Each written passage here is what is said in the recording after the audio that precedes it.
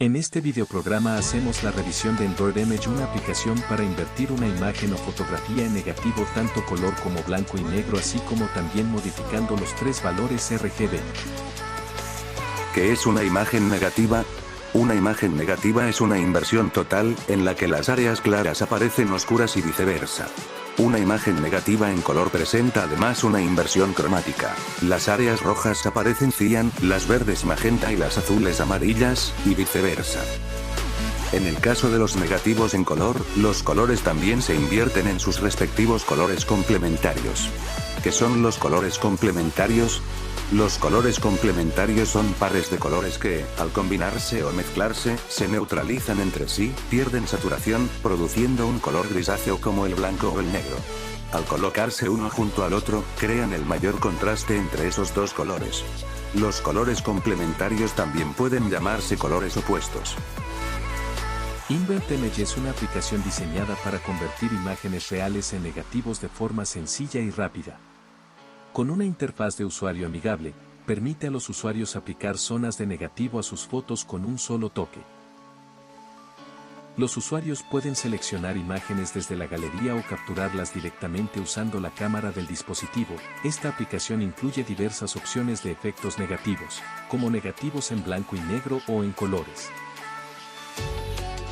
lo que permite a los usuarios personalizar sus fotografías de manera creativa. Además, permite guardar las imágenes editadas, establecerlas como fondo de pantalla y compartirlas fácilmente en redes sociales.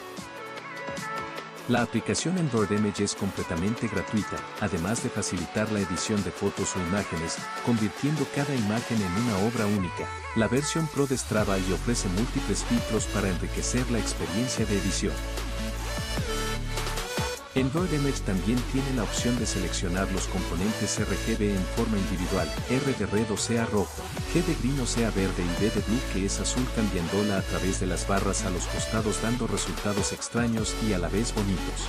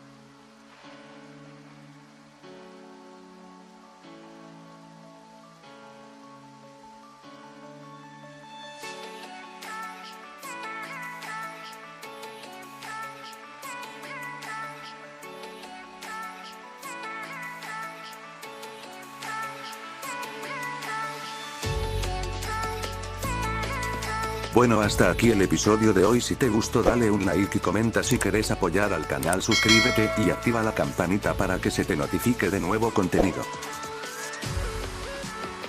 Acuérdate que acá todas las dinotablets tienen boca y tienen derecho a tragar.